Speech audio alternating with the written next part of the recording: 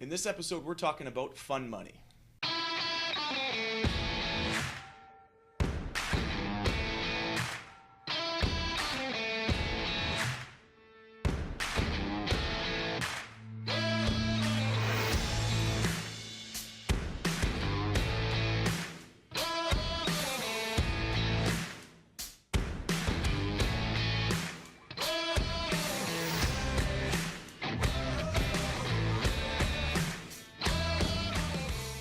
This is a topic that has come to our attention as we've been fielding a lot of different calls around various investments that don't necessarily fit within our philosophy of what we do, but clients really want to get a piece of the action. Yeah. The concept of fun money is something we're talking a little bit more about due to these types of investments that we'll get into a little later. I wanted you to talk a little bit about what we mean when we say fun money. What is fun money and what does it mean? Yeah, fun money has been a part of many of our clients' accounts for quite some time, actually. It's very topical now. We just so happen to have had a number of clients ask about it in the last few weeks, so we thought it would be a great thing to address.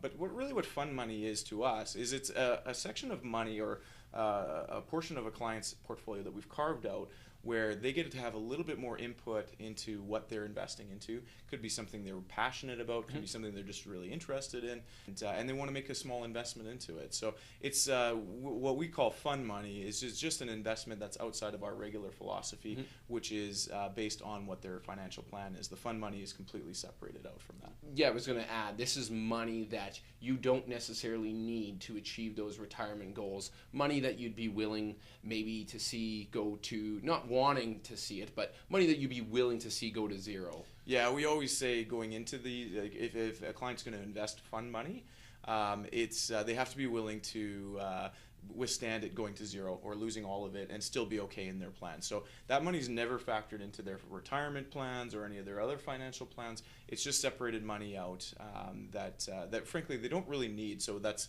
hence the fun money, getting them engaged into an investment that they doesn't really fit into the rest of their plan.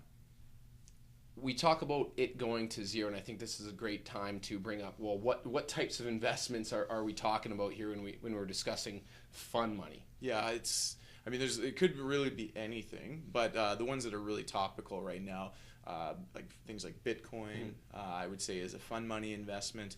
Marijuana stocks, we've seen a lot of those as what we would term fun money. But anything really that doesn't fit into the regular plan that, a lot of times it's investments that we can't really justify the price and what it's trading for based on the fundamentals that we would normally look at in our portfolios for what we would invest in and feel would be a reasonable investment.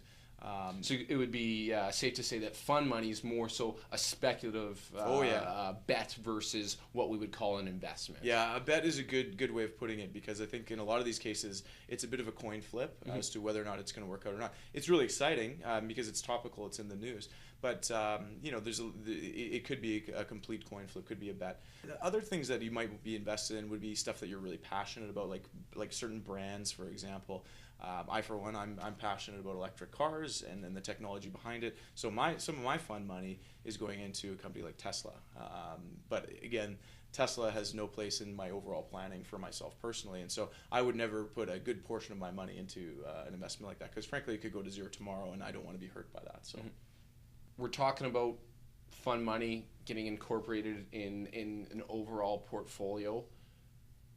What would be your suggestion as it relates to allocation? How much of your portfolio would be considered fun money? Yeah, really good question, because it's somewhat different for every individual person. I think a good rule would be it's money that you don't need in order to accomplish your financial goals, the things that are really important to you. So again, it might be retirement, or it might be some other large financial goal, financial freedom, those types of things. As long as that money is not required for those plans, it could be considered potentially fun money. It's also, you have to take into consideration your comfort levels for losing that money. Like if you have a very large portfolio and only 10% of your portfolio would still equal to about $1 million. If you don't want to lose $1 million, I'd say you have to take that into consideration. That should not be fun money in that case. So there's two things really. Does it fit within your plan? Does the money fit outside of your plan? You don't need it to accomplish your goals. That's number one. And two, are you okay if you like mentally, if you lost all of that money? Would you be really mad? Would you lose sleep at night over it? And if that's the case, then that wouldn't be what I'd consider fun money. So anything outside of that, if you can withstand to lose all of it and still be okay, then that's potential for fun money. I know we have viewers watching going, I've worked really, really hard for all the money I have. There is no fun money. Like, this is money that I want. I don't want to be losing. What do you say to those people? Truthfully, fun money is not for everybody. It is only for it's for a select few people that can afford it, one, and are comfortable with the concept of fun money. I, for one, like the fun money idea because it gets people engaged into their investing where they might not be. I mean, nobody really gets excited about mutual funds. Nobody gets that excited about exchange-traded funds.